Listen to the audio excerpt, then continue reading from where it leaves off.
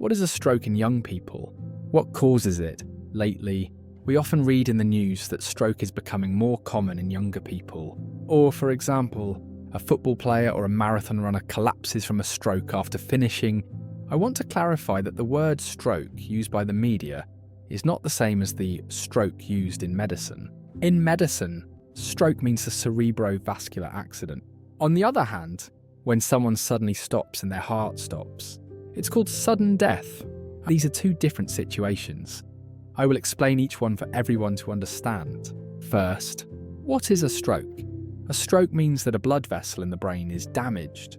It ruptures, it bursts, or it gets blocked. In young people, blockages are rare because their blood vessels are still quite healthy and elastic.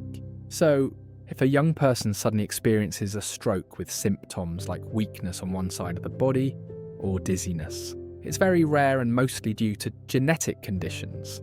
There's a condition called antiphospholipid syndrome, which means those individuals have a higher risk of stroke than others. Blockages can also be caused by using stimulants, like illegal substances. Those substances can increase blood clotting. There's another type where it's not a blockage, but a ruptured blood vessel. There are aneurysms in the cerebral arteries, and if that person's blood pressure shoots up too high, it will burst, which is called a cerebral hemorrhage. This manifests as a very severe headache and falling into a coma. A CT scan will show bleeding in the brain. That's the second type. There's another rare type.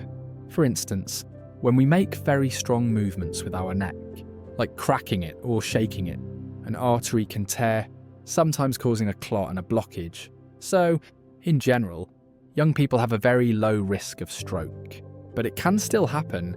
The youngest case recorded in the world was probably 18 years old. In some Asian countries, there have been young cases, but they are very few compared to older cases and must involve underlying risk factors.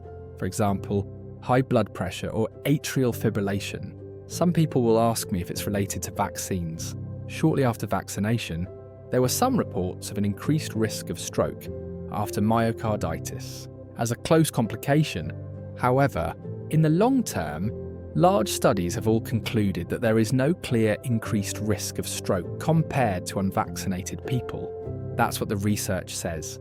Whether you believe it or not is up to you. The second type is called sudden cardiac death, and it's related to an undetected heart condition. What kind of heart condition? First is a fast heart rate. If the heart beats too fast, it may not be able to pump blood, and without blood to pump, your blood pressure will drop, you'll faint, and you can have a sudden death. This occurs in people with congenital conditions, meaning a congenital background. For example, medical literature records Brugada syndrome or arrhythmogenic right ventricular cardiomyopathy. These individuals are very healthy, but the arrhythmia is underlying. So what are the clues? First is the EKG electrocardiogram.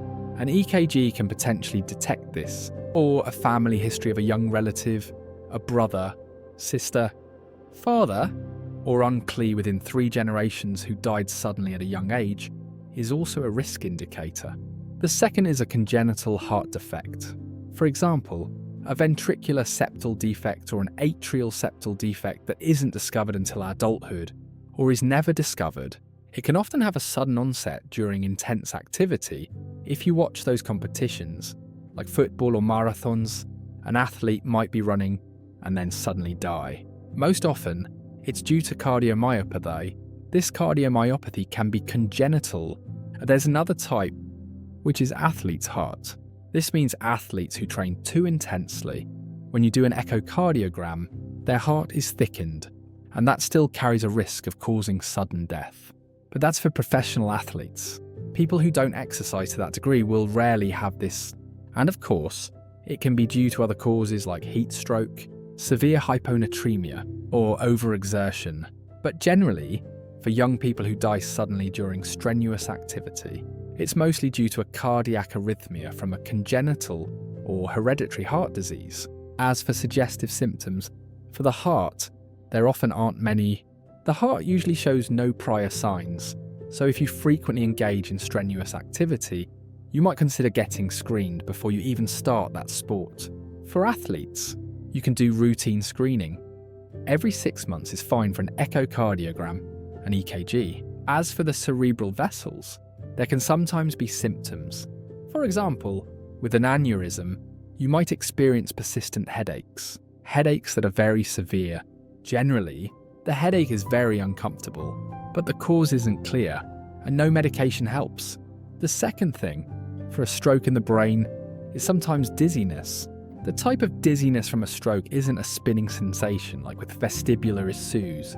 This dizziness is a type where you can't walk steadily, and you'll have signs of ataxia.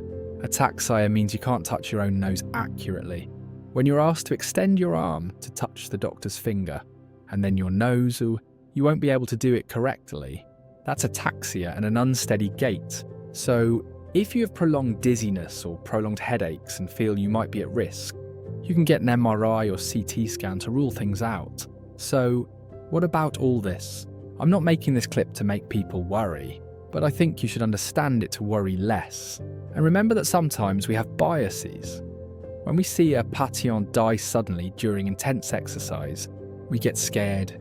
The reality is, sudden death also happens without intense activity. Many people just pass away in their sleep. There have been reports on that. It's all part of genetic arrhythmia syndromes.